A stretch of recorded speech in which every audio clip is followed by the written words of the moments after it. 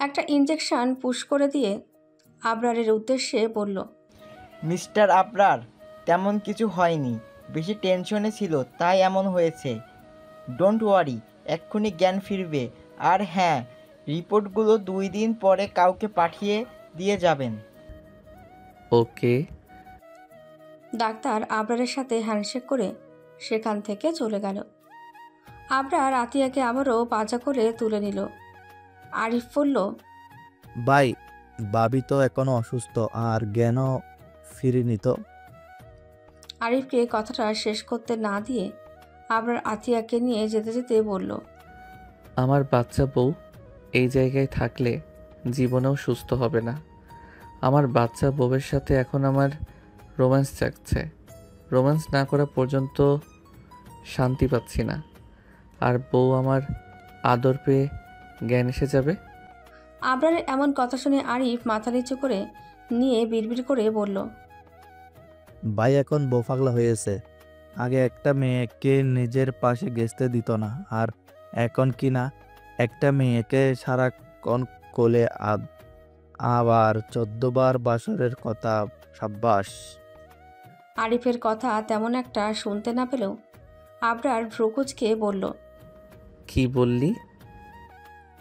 আরিফ দুই পাশে মাথা নাড়িয়ে বলল, কিছু না ভাই। আরিফ গিয়ে তাড়াতাড়ি ড্রাইভিং সিটে বসল। আবরারও ব্যাক সিটে বসল আতিয়াকে কোলে নিয়ে। আবরার আরিফের উদ্দেশ্যে বলল, আরিফ, আমার গেস্ট হাউসে চল। আরিফও গেস্ট হাউসের উদ্দেশ্যে গাড়ি বাড়ালো। গভীর রাত, চারপাশ নিস্তব্ধ, সময় যেন থমকে গেছে। বাতাস ভারী হয়ে আছে নিস্তব্ধতার বোঝায়। জানালার ওপারে কালো আকাশ, ছড়িয়ে থাকা কয়েকটি নিহত তারা। রাস্তার ল্যাম্পপোস্টের আলো ম্রিয়মান, তার নিচে দীর্ঘ ছায়া পড়ে আছে। কখনো দূরে কোনো নিশাচর পাখির ডানা চাপটানোর শব্দ শোনা যায়, কখনো বা বাতাসের মৃদু শীষ। ঝিঝি পোকা আর একটানা ডাকের মাঝে হঠাৎ নেমে আসে নিখুঁত নীরবতা, যেন রাত নিজেই শ্বাস ধরে আছে। সময়ের মাঝে ক্লান্ত ঘড়ির কাঁটা ধীরগতিতে এগিয়ে চলে। চারপাশে সব কিছু নিস্তব্ধ, অথচ কোথাও যেন কোনো এক অদৃশ্য সত্তা লুকিয়ে রয়েছে গভীর অন্ধকারের অতলে। আবরার আতিয়াকে কোলে নিয়ে গাড়ি থেকে বেরিয়ে সিঁড়ি বেয়ে রুমের উদ্দেশ্যে যাচ্ছে। আতিয়ার এখনও জ্ঞান ফেরেনি। আবরার রুমের দরজার সামনে এসে আতিয়াকে কোল থেকে নামিয়ে জড়িয়ে রাখলো এক হাত দিয়ে, আর অন্য হাতে পাসওয়ার্ড টাইপ করলো।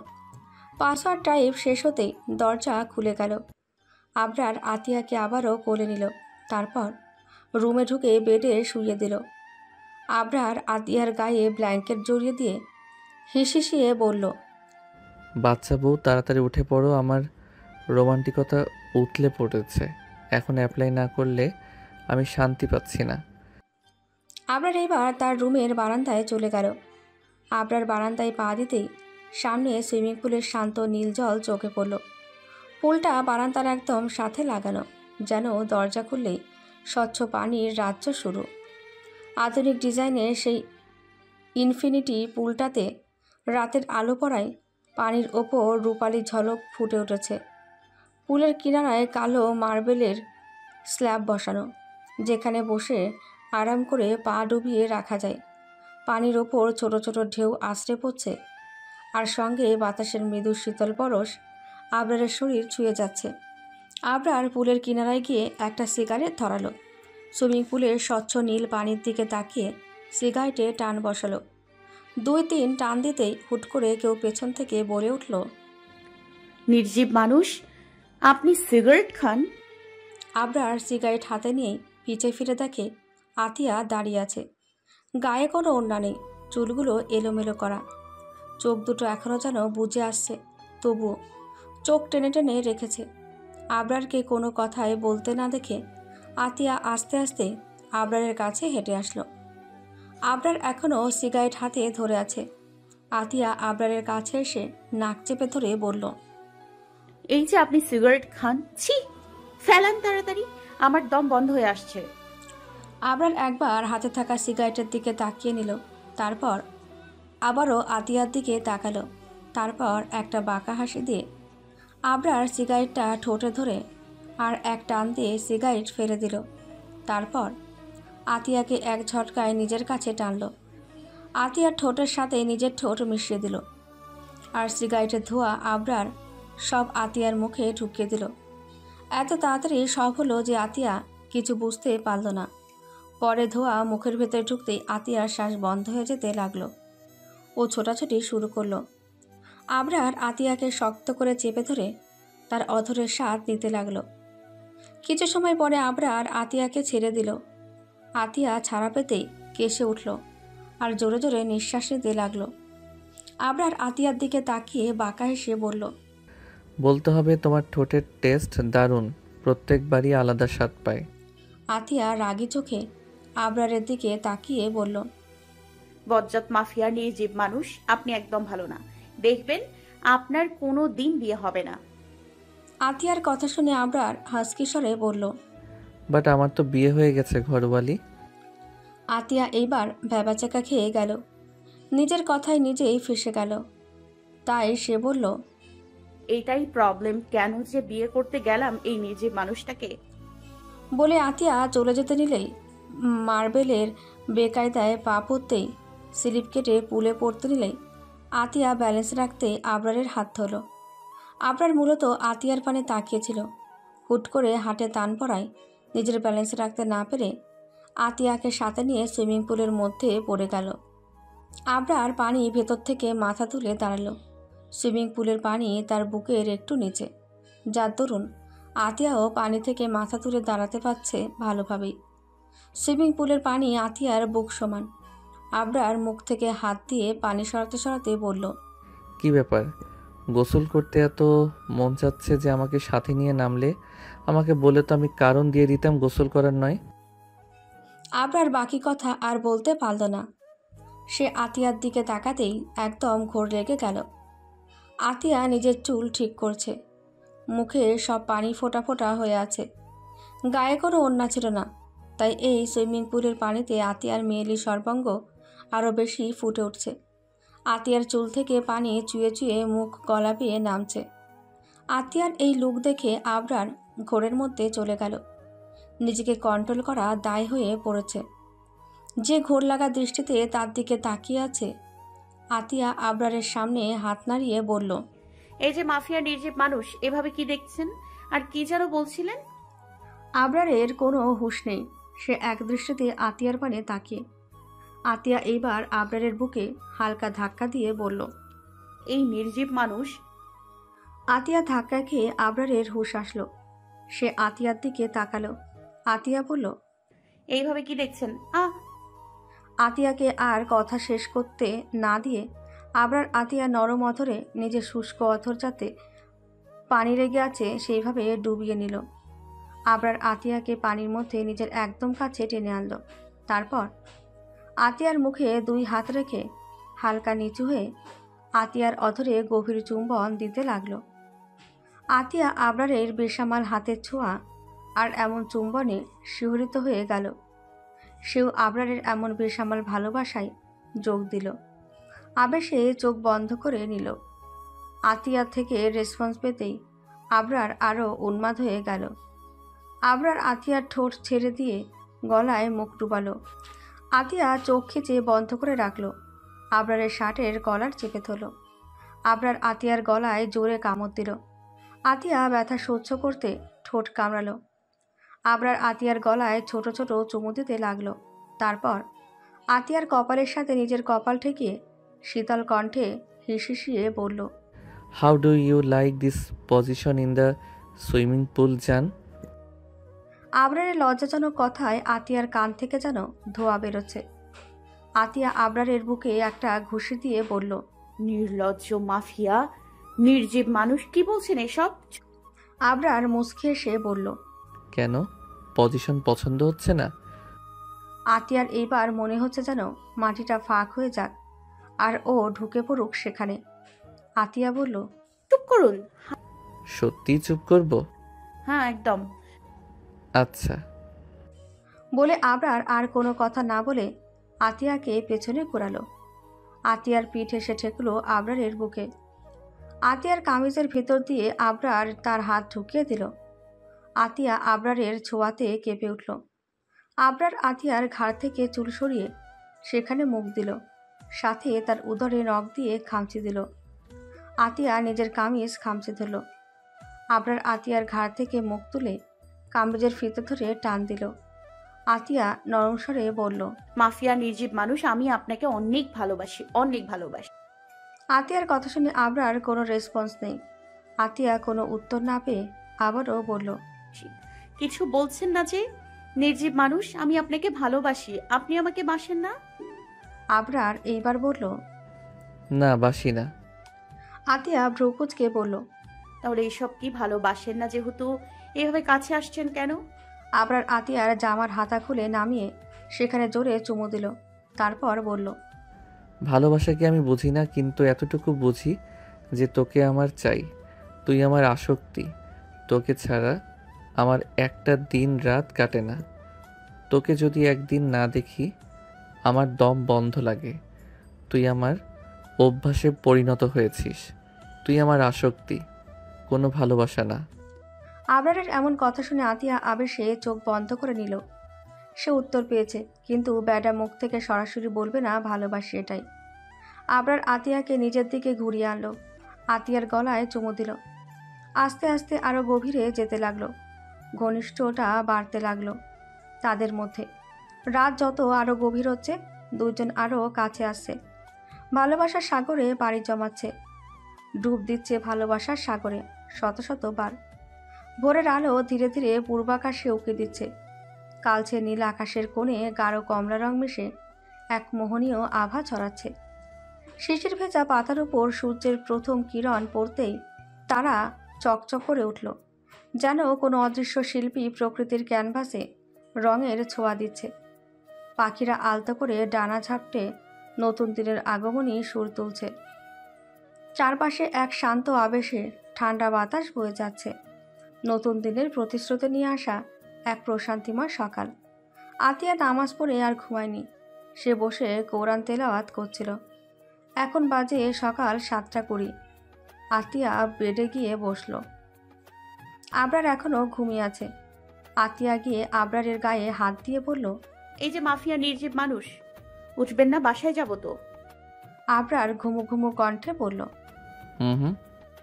আতিয়া কপাল কুঁচকে বলল, কি? আমি সেই কালকে রাতে অজ্ঞান হয়েছি না? ভুল। আপনি আমাকে সেই বিয়ের আসরে অজ্ঞান করে নিয়ে আসছেন। একটুখানি জ্ঞান আসছিল, আবারও জ্ঞান হারাইছি। এতক্ষণ আমি না খাওয়া, আমার ক্ষুধা লাগছে প্রচুর। আমি বাসায় যাব, ওঠেন তাড়াতাড়ি। আবরার এইবার বলল, খাবার দেখো, নিচে আছে, ফ্রিজে ঢোকানো।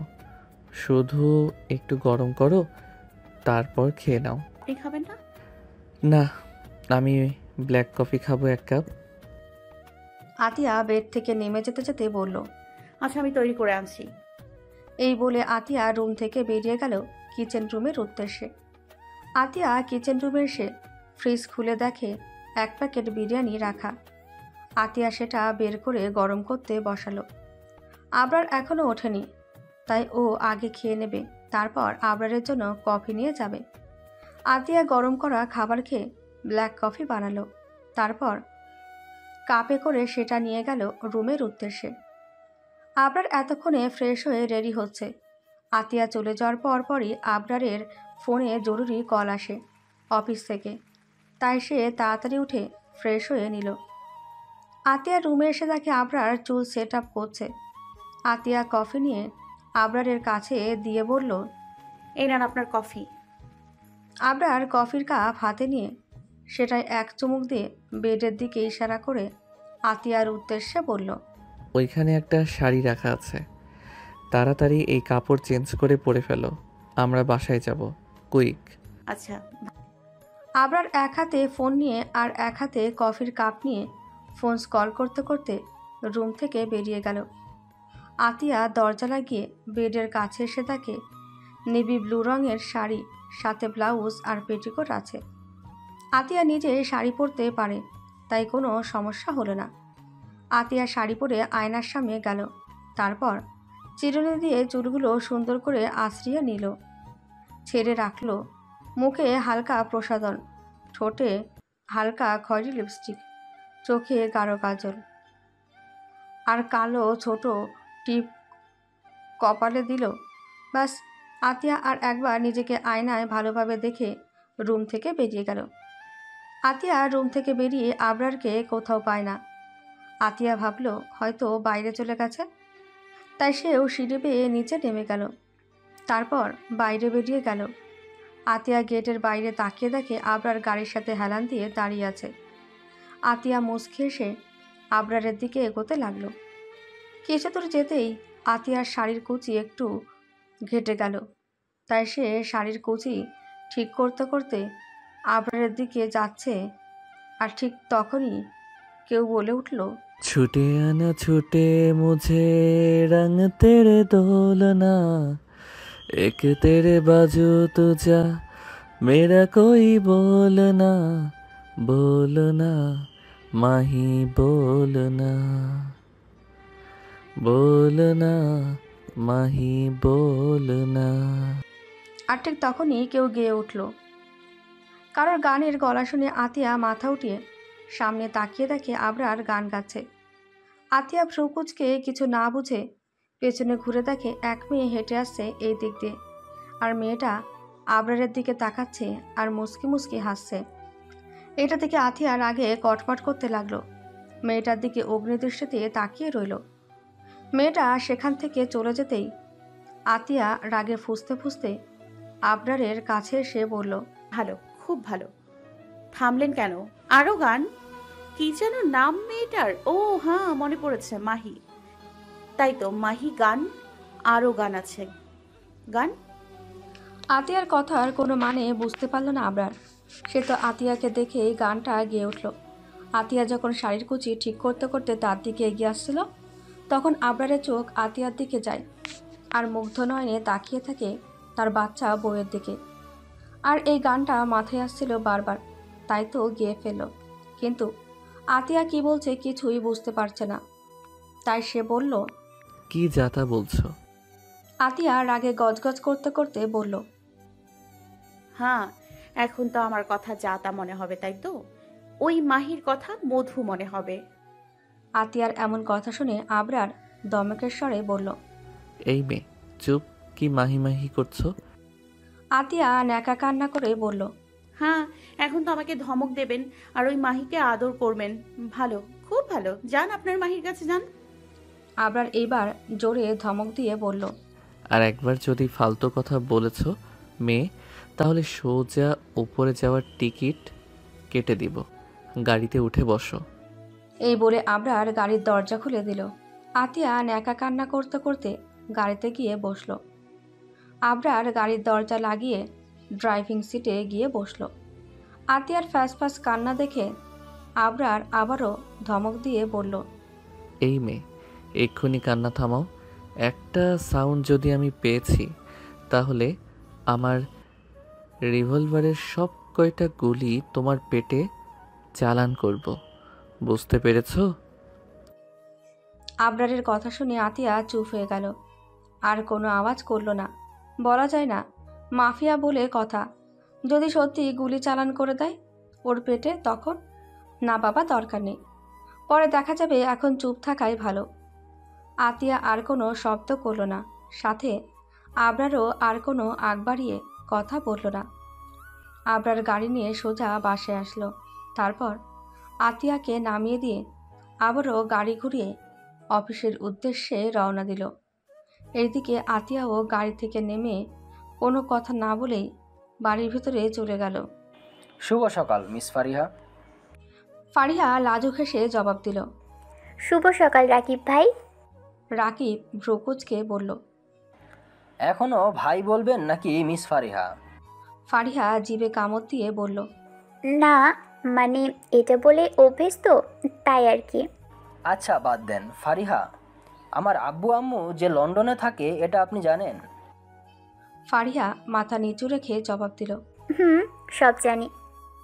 রাকিব দুষ্টু হেসে বলল, তাই নাকি? হুম।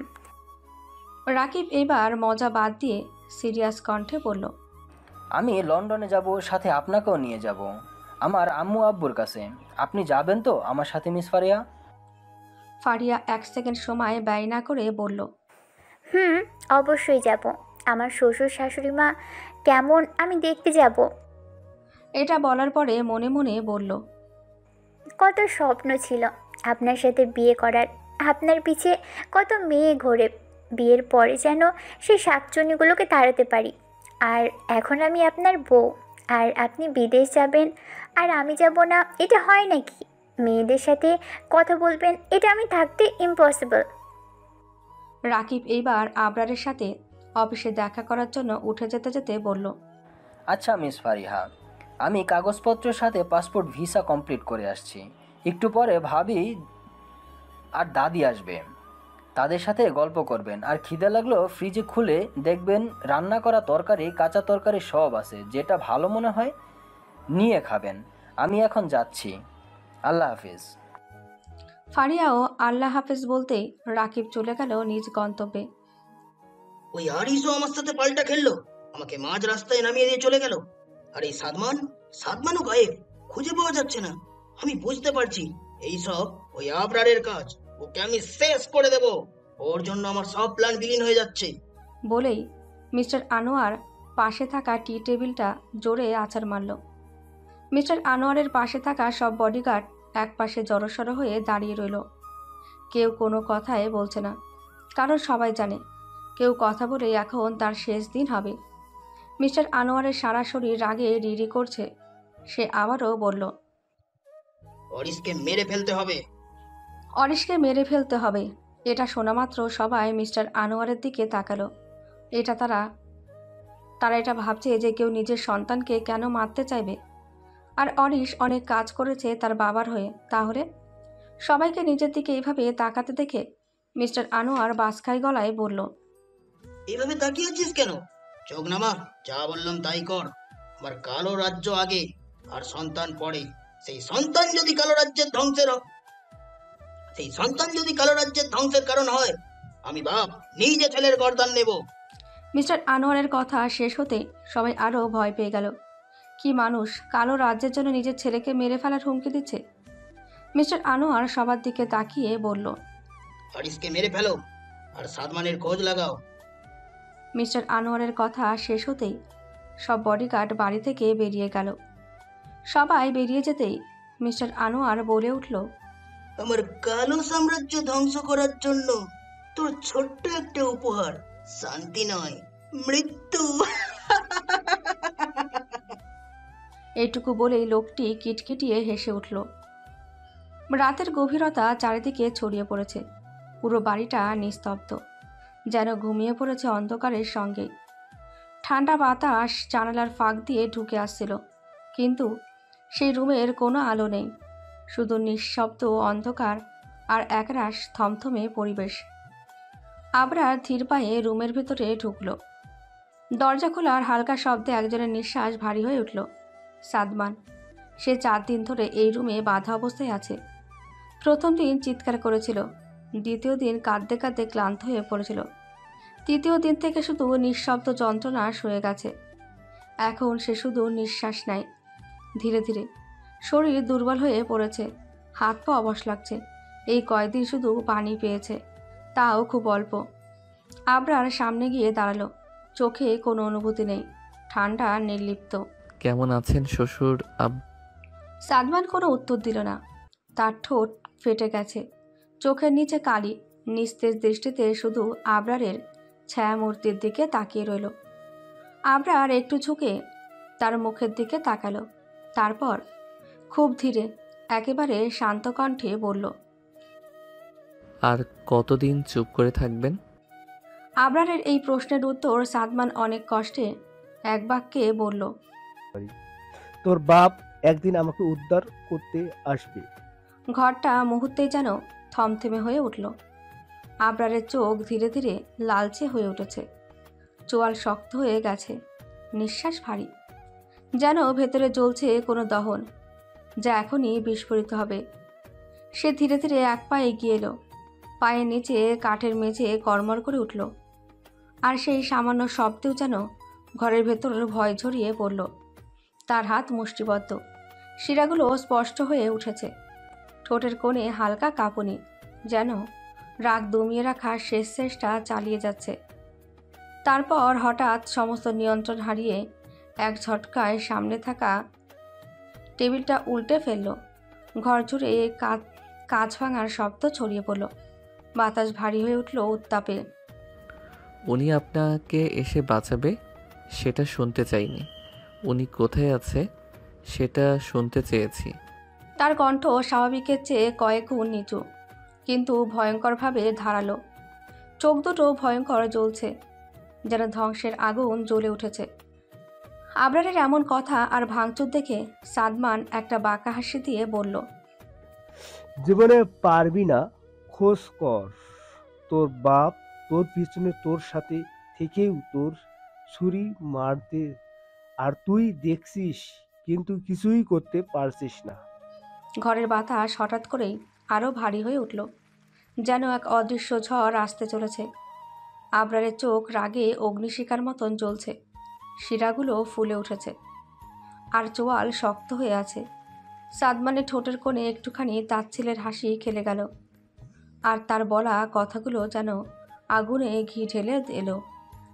আবরার এক ঝটকায় সামনে এগিয়ে এলো, তার গলা গভীর, ভারী আর অসহ্য যন্ত্রণা। আমি আপনাকে চ্যালেঞ্জ দিচ্ছি শ্বশুরাব্বা, আমি তাকে খুঁজে বের করব। আর অসহ্য ঠান্ডা। তার চোখে তীব্র দৃষ্টি সাদমানের দিকে স্থির হয়ে রইল, যেন এই মুহূর্তে সে নিজেই মৃত্যু হয়ে উঠেছে। এতদিন প্রাণ ভরে নিঃশ্বাস নেন, কারণ আমি যখন তাকে পাবো তখন আপনার আর তার মৃত্যু স্বয়ং আমি। আবরার ফাহাদের হাতে লেখা থাকবে। তার কণ্ঠের দৃঢ়তায় ঘরের দেওয়াল পর্যন্ত কেঁপে উঠল যেন। সাদমান এবার আর হাসল না, তার মুখের রং হালকা ফ্যাকাশে হয়ে উঠল। আবরার কোনো প্রতিক্রিয়া দেখাল না, ঠান্ডা চোখে এক ঝলক তাকিয়ে কোনো শব্দ না করে দরজার দিকে এগিয়ে গেল। ভারী বুটের শব্দ ধীরে ধীরে মিলিয়ে যেতে লাগলো। রুম থেকে বের হওয়ার মুহূর্তে সে থামল একবার, এক পলক পেছন ফিরে তাকালো, তারপর কোনো শব্দ ছাড়াই বেরিয়ে গেল। ঘরটা তখনও তার রাগে রাজে জ্বলছে। রাতের নীরবতা পুরো বাড়িটা গ্রাস করে রেখেছে। ঘড়ির কাঁটায় তখন ঠিক 2টো বাজে। আবরার ধীর পায়ে দরজার সামনে সে থামল। কোনো শব্দ না করে পকেট থেকে ডুপ্লিকেট চাবিটা বের করে তালা খুলল। দরজা নিঃশব্দে খুলে গেল, আর সে এক ঝলক চারপাশে তাকিয়েই ভেতরে ঢুকে পড়ল। অন্ধকারে ডুবে থাকা বাড়ির ভেতরে দিয়ে নিঃশব্দে হাঁটতে হাঁটতে সে একদম সোজা নিজের রুমে চলে গেল, যেন অন্য কিছু তার দেখার প্রয়োজন নেই। রুমে ঢুকেই আবরার ওয়াশরুমের দিকে এগিয়ে গেল। শরীরের প্রতিটা রন্ধ্রে যেন ক্লান্তি, ধুলো আর অবসাদ জমে আছে। অসহ্য লাগছে। যতক্ষণ পর্যন্ত না ঠান্ডা পানির ধারা শরীর ছুঁয়ে যাবে, শান্তি নেই। 15 মিনিট পর সে ওয়াশরুম থেকে বেরিয়ে এলো। ভেজা চুল থেকে ফোঁটা ফোঁটা পানি গড়িয়ে পড়ছে গালের পাশে। কালো শার্ট আর ছাই মাটির রঙের ট্রাউজারে তাকে আরও রহস্যময় লাগছিল। হাতে ধরা তোয়ালে দিয়ে চুল মুছতে মুছতে সে রুমের লাইট অন করলো, আর তখনই তার চোখ আটকে গেল খাটের দিকে। ওখানে শুয়ে আছে একজন, এক অতি সুন্দরী রমণী। শ্যামলা গায়ের রং, কিন্তু একেবারে কোমল, মসৃণ, যেন মেঘলা দিনের শান্ত বিকেল। গভীর ঘুমিয়ে তলিয়ে আছে, বুকের ওঠানামা স্পষ্ট বোঝা যাচ্ছে। লম্বা চুল খাটের ওপর ছড়িয়ে পড়েছে, একটা হাত বালিশের পাশে রাখা, নিঃসঙ্গ অথচ অভ্যস্ত ভঙ্গিতে। আবার আর স্থির দাঁড়িয়ে রইল, ঠান্ডা কিন্তু চোখের দৃষ্টিতে এক মুহূর্তের জন্য কিছু বদলে গেল। তার ঠোঁটের কোণে এক অদ্ভুত হাসি ফুটে উঠল। খুব ধীরে গভীর গলায় ফিসফিস করে বলল, সত্যি আজও বলতে হচ্ছে ঘুমকুমারী। তারপর নিঃশব্দে এগিয়ে এলো খাটের দিকে। আতিয়া গভীর ঘুমিয়ে তলিয়ে আছে, একদম নিশ্চল। আবরার ধীরে ধীরে খাটে উঠল, তারপর একপাশে শুয়ে তার দিকে ফিরল। কয়েক মুহূর্ত তাকিয়ে রইল, যেন এত বছর পরও এই মেয়েটাকে নতুন করে দেখছে। তারপর কোনো পূর্ব ঘোষণা ছাড়াই আতিয়াকে নিজের বুকের মধ্যে টেনে নিল। একটা ছোট্ট নিঃশ্বাস বেরিয়ে এলো আতিয়ার ঠোঁট থেকে, কিন্তু সে তখনও জেগে ওঠেনি। আবরার তার মুখ গলায় ডুবিয়ে দিল। উষ্ণ নিঃশ্বাস ছড়িয়ে পড়ল আতিয়ার ত্বকে। নরম ত্বকের ওপর ধীরে ধীরে ছোট ছোট চুমু বসাতে লাগলো। এক বিন্দু থেমে তারপরে একটু গভীর হয়ে গেল স্পর্শ। ঠোঁটের ওপর হালকা কামড় দিয়ে লাভ বাইর বসিয়ে দিল। আতিয়া ঘুমের মধ্যে যেন এক অজানা অস্বস্তি অনুভব করল। তারপর হঠাৎ তার ঠোঁটের সাথে ঠোঁট মিলিয়ে দিল আবরার। গভীর স্থির অথচ দাবিদার এক চুম্বন। ঠোঁটের সাথে ঠোঁট একাকার হয়ে গেল। তার শ্বাস রুদ্ধ হয়ে আসলো। ঘুম ভেঙে গেল আতিয়ার। চোখ খুলতেই আতিয়া আতঙ্কে জমে গেল। এত রাতে কে ওকে এত কাছ থেকে টানছে? নির্জীব মানুষ তো বাড়িতে নেই। তাহলে সে নড়তে চাইল, কিন্তু শক্ত হাত তাকে একদম নিজের মাঝে ধরে রেখেছে। ভয় আর বিস্ময়ে এক মুহূর্ত কিছুই বুঝতে পারল না। তারপর একটা অতি পরিচিত গন্ধ তার নাকে এসে ধাক্কা দিল। প্রথমে নাকে আসে এক ধরনের হালকা কাঠের গন্ধ, যেন সদ্য কাটা স্যান্ডেলউড বা ওক কাঠের গভীরতা। তার সঙ্গে মিশে থাকা একটুখানি মশলাদার উষ্ণতা, হয়তো সামান্য এলাচ বা দারচিনির ইঙ্গিত, যা গন্ধটাকে আরও আবিষ্ট করে তোলে। তারপর ধীরে ধীরে উন্মোচন হয় এক কোমল স্নিগ্ধ আবরণ, একটা হালকা মিষ্টি অনুভূতি, যেন বেলফুল বা শ্বেত কস্তুরী ফুলের সৌরভ। এক মিষ্টি গন্ধ, খুব বেশি তীব্র নয়, বরং এক ধরনের পরিশীলিতি আভিজাত্যের ইঙ্গিত দেয়। শেষে গন্ধটা মিলিয়ে যেতে যেতে থেকে যায় একদম মৃদু অথচ দীর্ঘস্থায়ী এক আকর্ষণীয় উষ্ণতা। ভ্যানিলা আর টোনকা বিনের হালকা সংমিশ্রণ, যা গন্ধটাকে গভীর, রোমাঞ্চকর আর মনে গেঁথে থাকার মতো করে তোলে। এই সুগন্ধি শুধু একবার শুকলেই ভোলা যায় না। এটা এক রকমের ছাপ রেখে যায়, যেমন কেউ কাছেরও থেকে যায় তার উপস্থিতির অনুভূতি, তার উষ্ণতা, তার অস্তিত্ব। ঠিক তেমনই আতিয়া চোখ বন্ধ করতে অনুভব করল সেই চিরপরিচিত সুগন্ধ, বারবেরি, নির্জীব মানুষের গন্ধ। আতিয়া ধাক্কা দিয়ে তার মুখটা সরাতে চাইল, কিন্তু আবরার এত সহজে ছাড়ার মানুষ নয়। আতিয়া কাঁপা কাঁপা হাতে তার মুখে হাত রাখল, ঠেলে সরানোর চেষ্টা করল। মনে মনে ফিসফিস করে উঠল, নির্জীব মানুষ। কিন্তু তার নিঃশ্বাস বন্ধ হয়ে আসছিল। নিজেকে ছাড়ানোর আপ্রাণ চেষ্টা করল, কিন্তু শক্ত বাহু তাকে মুক্তি দিল না। শেষমেশ আতিয়া একদম ছটফট করতে শুরু করলো। তার ছোটাছুটি দেখে আবরার গভীর দৃষ্টিতে একবার তাকালো, তারপর ধীরে ধীরে নিঃশব্দে তাকে ছেড়ে দিল। আতিয়া সঙ্গে সঙ্গে দূরে সরে গেল। বুক ধকধক করছে, গাল রাঙা হয়ে গেছে ভয় আর লজ্জায়। আবরার তখনও তাকিয়ে আছে, তার চোখে একই দাবিদার দৃষ্টি, ঠোঁটের কোণে এক রহস্যময় হাসি। এত ছোটাছুটি করছো কেন ঘরওয়ালি? আবরার গভীর গলায় বলল, চোখে মুখে এক ধরনের দুষ্টু গভীরত। আমাকে কি তুমি একটু শান্তিতে রোম্যান্স করতে দেবে না? আমার কিন্তু এত ছোটাছুটি ভালো লাগে না, রাগ হয়। তুমি যদি বুঝতে আমার কষ্ট, তাহলে এমন করতে না। আতিয়া গাল ফুলিয়ে বলল, আপনি আমার ঘুমের ঘোরে সুযোগ নিচ্ছেন, নির্জীব মানুষ। আবরার ঠোঁট কামড়ে একটু হাসল, চোখে খেলা করলো একরকম খুনসুটির দুষ্টুমি। তোমার যা তা তো আমার দেখা করা সব শেষ। 3 বার বাসর করছি, এখনো কি সুযোগ নিতে বলছো? আতিয়া ন্যাকা কান্না শুরু করলো, মুখটা অন্যদিকে ঘুরিয়ে বলল, আমার কাছে কি করতে এসেছেন? যান না, ওই মাহির কাছে যান। আবরারের ভ্রু কুঁচকে গেল। মাহিকে? আতিয়া কটমট করে তাকালো। সেটা আপনি জানেন, যাকে নিয়ে গান গাইলেন আমাকে ভালোবাসেন এই কথা বলতে পারেন না, আবার গান গাইলেন অন্য মেয়েদের নিয়ে। খুব ভালো, যান যান, চলে যান আপনার মাহির কাছে। আবরার এবার সত্যিই অবাক হলো। তার ঠোঁটের কোণের হাসিটা আরও গভীর হলো, কিন্তু চোখে মুখে শয়তানি ফুটে উঠল। এই মেয়ে, সেই তখন থেকে মাহি মাহি করছো কেন? সে ধীর বেডের ওপরেই আতিয়ার দিকে এগিয়ে এলো।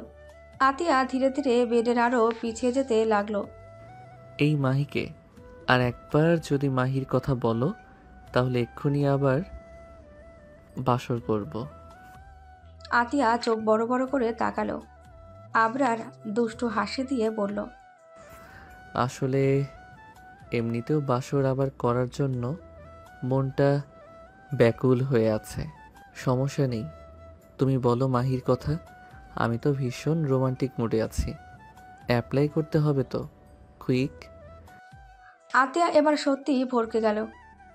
না না না, মানে আমি কিছু বলিনি। আবরার আরও এক ধাপ এগিয়ে এলো, চোখে গভীর দৃষ্টি।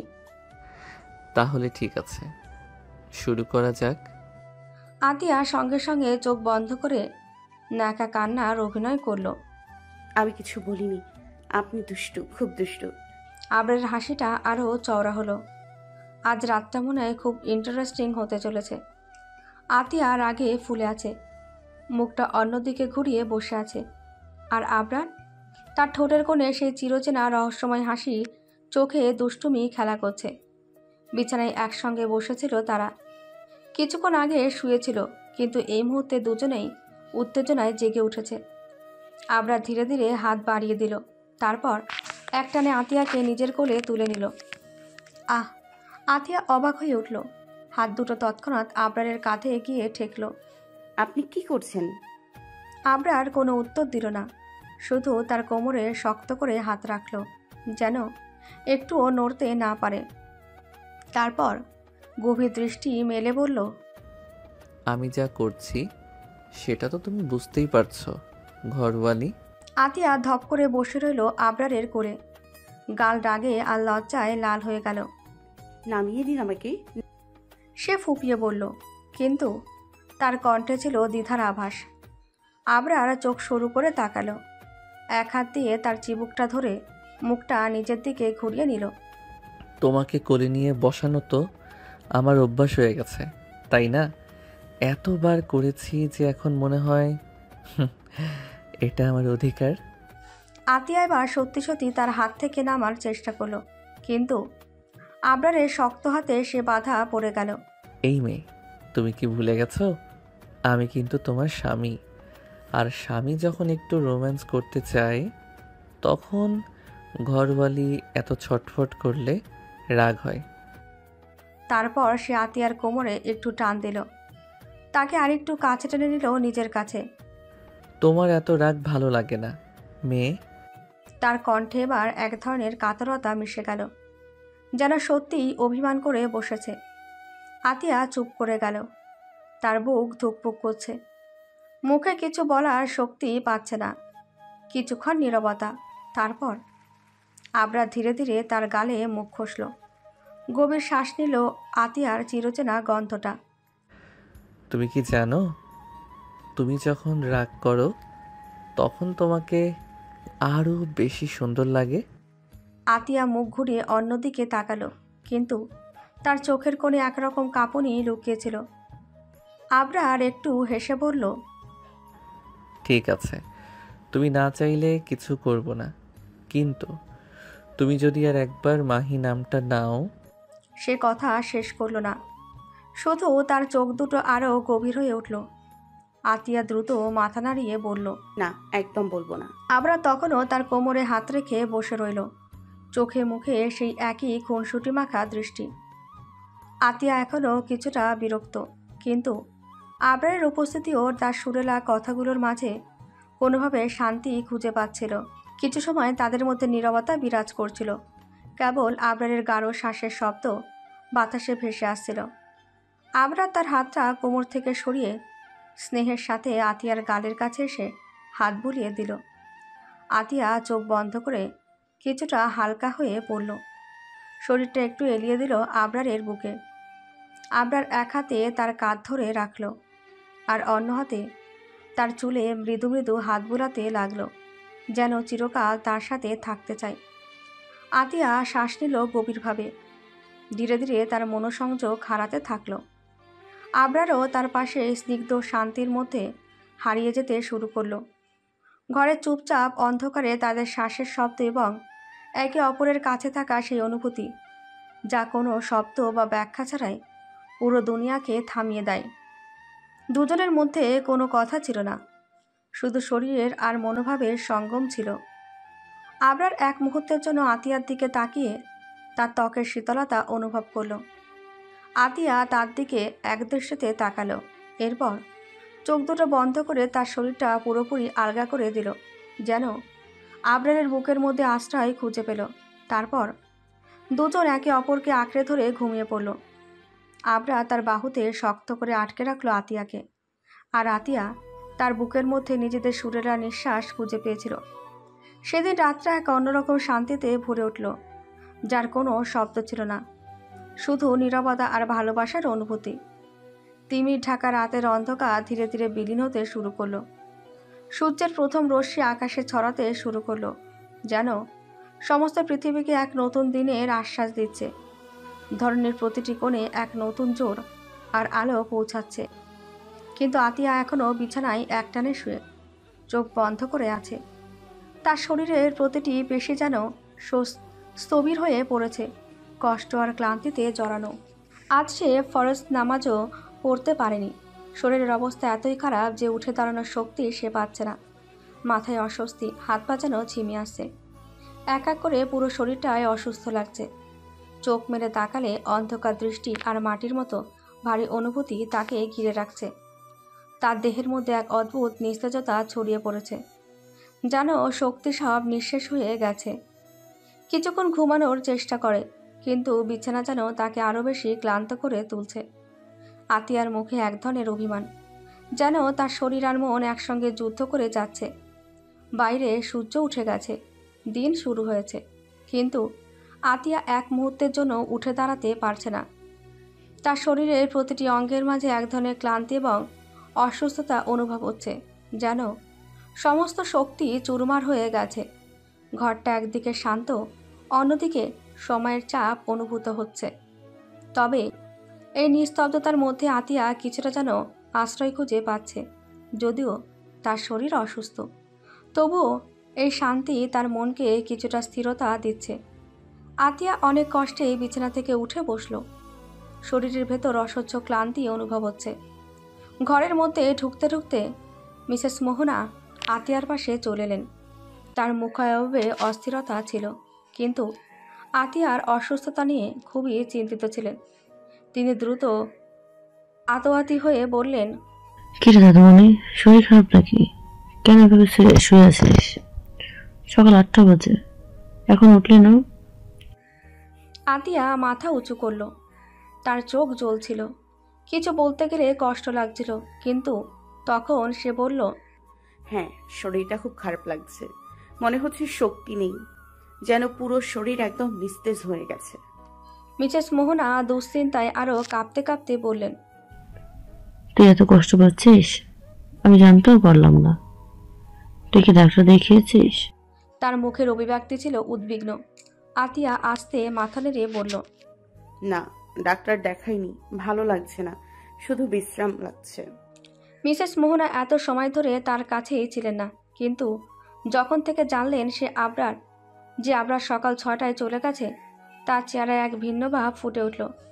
তিনি আতিয়াকে শঙ্কিতভাবে দেখলেন, যেন কিছু একটা ঠিক হয়নি। মিসেস মোহনা আতিয়ার পাশে গিয়ে দাঁড়িয়ে বলল, দাদুমণি, আয়, আমি তোকে সঙ্গে করে নিচে নিয়ে যাই। রুমে এত সময় বন্ধ থাকলে শরীর আরো খারাপ করবে। আতিয়া কিছুটা ক্লান্তি নিয়ে মাথা নেড়ে বলল, আচ্ছা দাদিজান, চলি। তার কণ্ঠে এক অদ্ভুত শীতলতা ছিল, যেন শরীর পুরোপুরি সহ্য করতে পারছে না, কিন্তু অন্তত কিছুটা সুস্থ হওয়ার আশা ছিল। মিসেস মোহনা হালকা হাতে তার হাত ধরল এবং প্রথমে তাকে ওয়াশরুমে নিয়ে গেল। আতিয়া ধীরে ধীরে নিজেকে একটু ফ্রেশ করলো, তার মাঝে কিছুটা শক্তি ফিরে আসলো। তারপর মিসেস মোহনা ধীরে ধীরে তাকে নিচে নিয়ে গেল।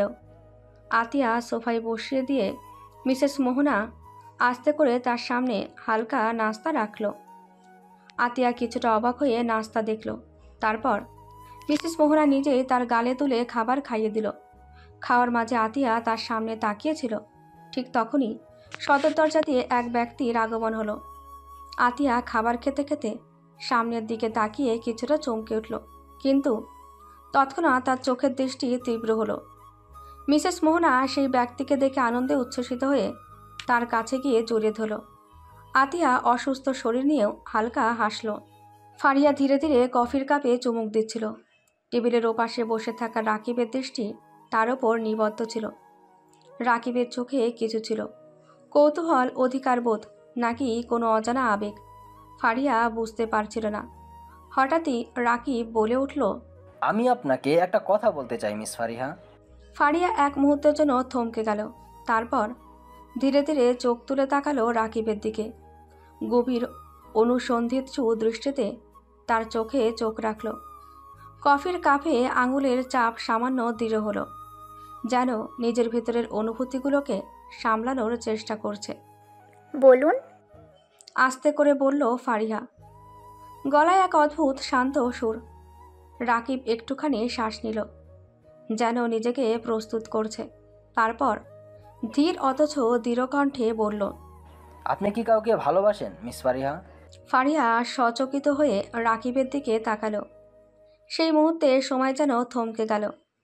তার চারপাশের কোলাহল, রেস্তোরাঁর ব্যস্ত পরিবেশ, ওয়েটারের পদশব্দ, সব কিছুর শব্দ মুছে গিয়ে যেন শুধুই রাকিবের কথাগুলো বাতাসে প্রতিধ্বনিত হতে লাগলো। ফারিয়া কিছুক্ষণ চুপ করে থাকলো, যেন নিজের অনুভূতি গুছিয়ে নেওয়ার সময় নিচ্ছে। তারপর হালকা একটা মুচকি হাসি দিল। সেই হাসিতে রহস্যের ছোঁয়া লুকানো ছিল। বাসি তো। শান্ত গলায় উত্তর দিল সে। রাকিবের শরীর মুহূর্তেই কঠিন হয়ে গেল। মনে হলো যেন কেউ তার বুকের ভেতর ধাক্কা দিয়েছে। আঙুলগুলো শক্ত হয়ে গেল, হাত মুষ্টিবদ্ধ হলো।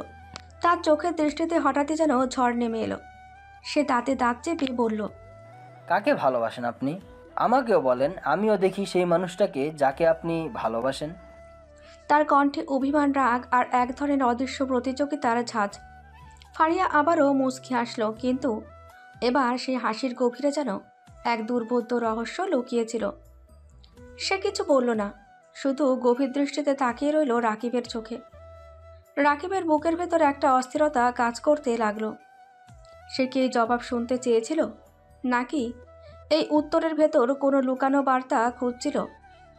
ফারিয়ার ঠোঁটের কোণে সেই রহস্যময় হাসিটা অটুট থাকলো, আর রাকিব ক্রোধ আর কৌতূহলের এক দোলাচলে তাকে দেখে যেতে থাকলো, অপেক্ষায় থাকলো, যেন উত্তরটা তার হৃদয় ছিন্ন ভিন্ন করবে নাকি প্রশান্তি দেবে।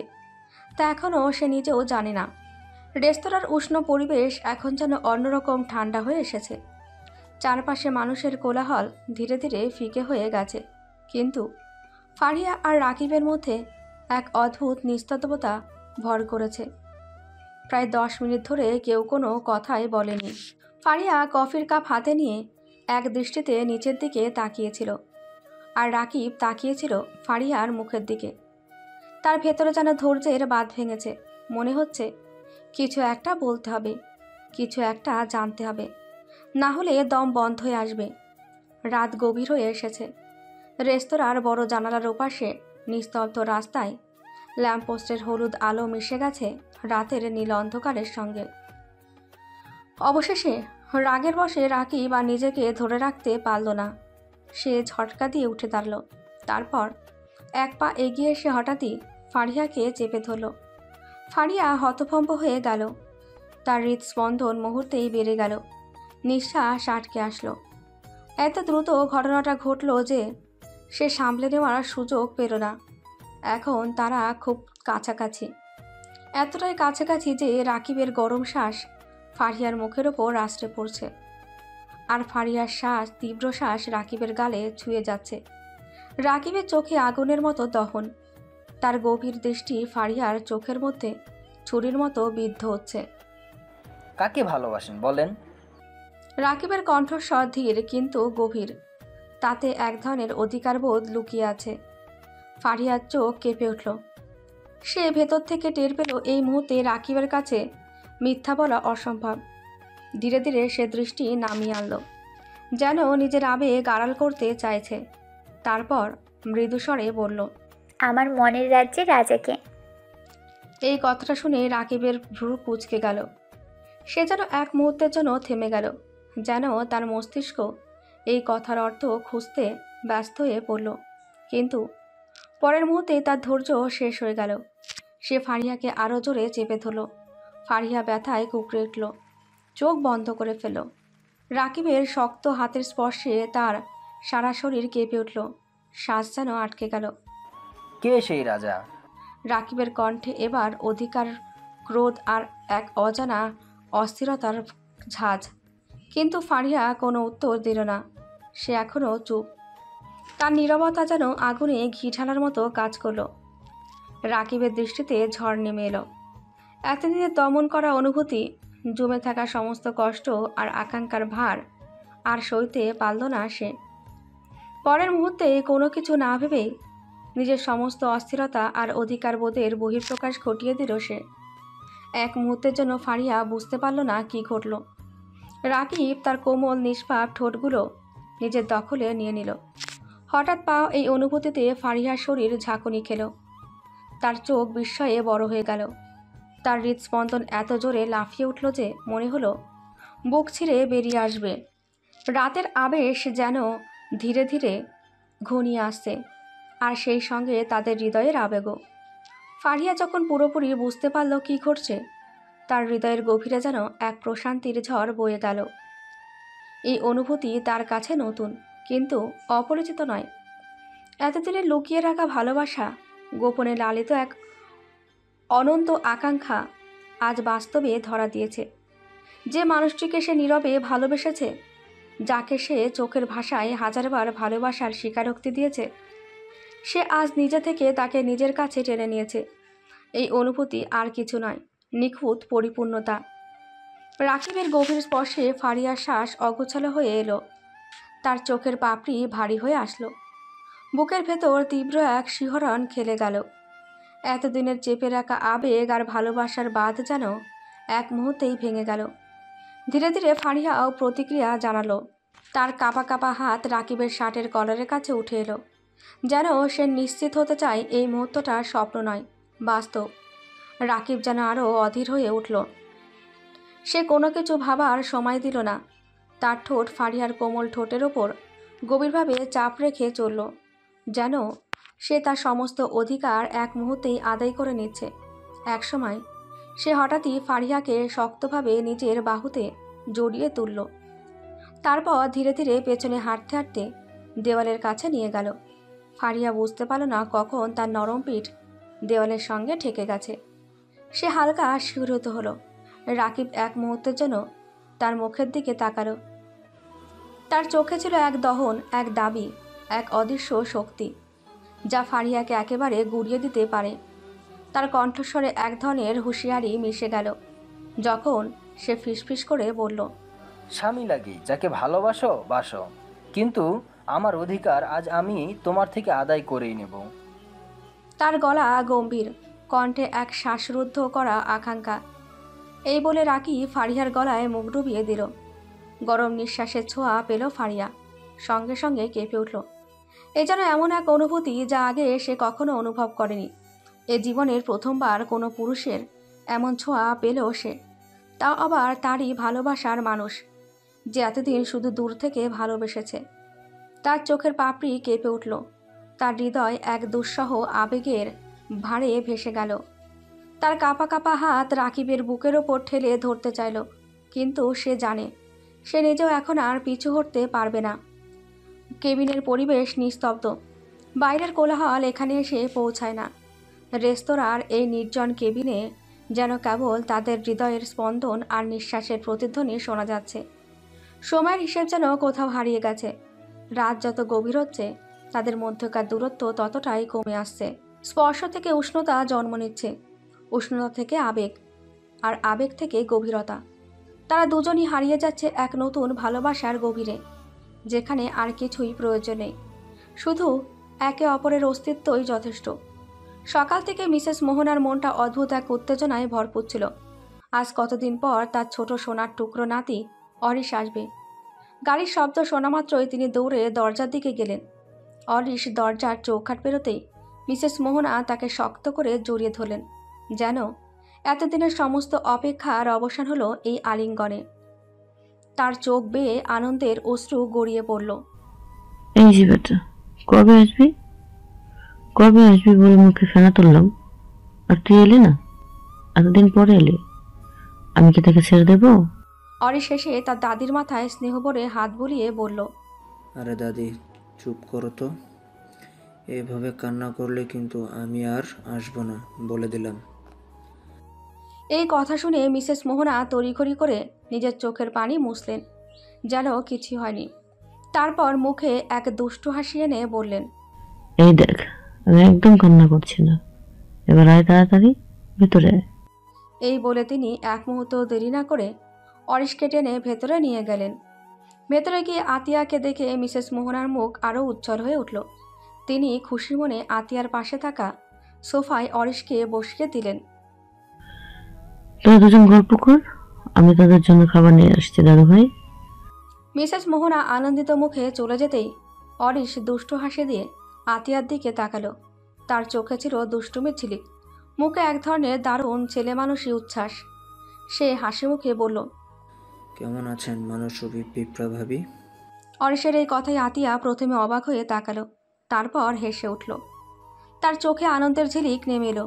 সে ওর দুষ্টুমির সুরে সুর মিলিয়ে বলল, আলহামদুলিল্লাহ ভালো আছি। আপনি কেমন আছেন মানুষরূপী হাতি ভাইয়া? আতিয়ার কথা শুনে অরিশ হো হো করে হেসে উঠল। এই দুজনের এই ঠাট্টা মশকরা যেন ঘরটাকে আরও প্রাণবন্ত করে তুলল। এতদিন পর যেন এই বাড়ির পরিবেশে এক অন্যরকম উষ্ণতা নেমে এলো। অরিশ আর আতিয়ার হাসাহাসিতে পুরো ঘর যেন পান ফিরে পেয়েছে। অরিশ দুষ্টু চোখে তাকিয়ে বলল, আচ্ছা ভাবি, আপনি কি সব সময় এত শান্তশিষ্ট থাকেন, নাকি শুধু আমার মতো সুদর্শন কারোর সামনে এলেই এমন হন? আতিয়া ভ্রুকুচকে বলল, সুদর্শন আপনি? অরিশ গম্ভীর মুখে মাথা ঝাঁকালো। আমি বিশ্বাস না হলে আয়নার সামনে গিয়ে দেখেন, আমার পাশে দাঁড়ালেই বুঝবেন কে বেশি সুন্দর। আতিয়া হেসে বলল, আরে ভাইয়া, আপনি যদি সুদর্শন হন তাহলে আমি হলিউডের নায়িকা। অরিশ চোখ কসলাতে কসলাতে বলল, দাঁড়ান তো, আমার তো মনে হয় আমার চশমার পাওয়ার বাড়ানোর দরকার। আপনি তো দূর থেকে নায়িকার মতো লাগছে। আতিয়া এবার হেসে কুকড়ে গেল। অরিশও তার সঙ্গে হেসে গড়াগড়ি খাওয়ার মতন অবস্থা করলো। এই হাসাহাসির মাঝে কেউ একজন সদর দরজার সামনে এসে দাঁড়ালো। তার চোখ জ্বলছে, মুখে এক ধরনের ভয়ঙ্কর শীতলতা। সে দাঁড়িয়ে দাঁড়িয়ে দেখছে, কিন্তু কোনো শব্দ করছে না। তার আগুন জ্বলা চোখ আতিয়া আর অরিশের দিকে স্থির রয়েছে। অপরিচিত কেউ হলে হয়তো ভেবেই নিত এরা দুজন একে অপরকে এতটাই ঘনিষ্ঠ যে এই সম্পর্ক কোনো সাধারণ সম্পর্ক নয়। কিন্তু সেই ব্যক্তি ভুল বোঝার মানুষ নয়, কিংবা ভুল বোঝার ইচ্ছে তার নেই। সে বুঝেও না বোঝার ভান করছে। সে রাগে হাত মুষ্টিবদ্ধ করে দাঁড়িয়ে রইল, যেন মুহূর্তেই এই দৃশ্যের মাঝখানে ঝাঁপিয়ে পড়বে। এদিকে আতিয়া হাসতে হাসতে উঠে দাঁড়ালো। আমি একটু পানি খেয়ে আসি। এই বলে সে পা বাড়াতেই ঘটল বিপত্তি। মেঝেতে রাখা ছোট কার্পেটে তার পা হড়কে গেল এবং সে সরাসরি গিয়ে ধপাস করে পড়ল অরিশের ওপর। অরিশ হতবাক, তার দুই হাত দুপাশে ছড়িয়ে গেছে।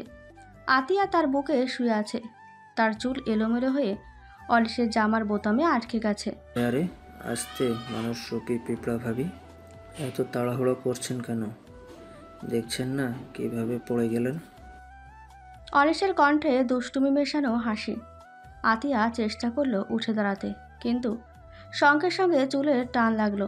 উফ ভাইয়া, আমার চুল ছাড়ান, ব্যথা পাচ্ছি। আতিয়া মুখ কুঁচকে বলল। অরিশ নিজের বোতামে জট পাকিয়ে থাকা চুল ছাড়ানোর চেষ্টা করতে করতে বলল, আহারে ব্যথা পাচ্ছেন? তাহলে একটু ধৈর্য ধরুন, চুল তো জাদুর মতো নিজে থেকেই খুলে যাবে না। আতিয়া কপালে হাত দিয়ে বলল, উফ, আপনি একটু ধীরে করুন, আরো জট পাকাচ্ছেন না তো? আরে না না, আমি অভিজ্ঞতা আমি কত মেয়ের চুল কখনো কোনো মেয়ের চুল ছাড়াইনি, তবুও চেষ্টা করছি। অরিশ কৌতুক করে বলল। এই পুরো দৃশ্য বাইরে থেকে যে ব্যক্তি দেখছিল তার ধৈর্যের বাঁধ যেন ভেঙে যাচ্ছিল। তার চোখের লাল আগুন যেন আতিয়া আর অরিশকে পুড়িয়ে দেবে।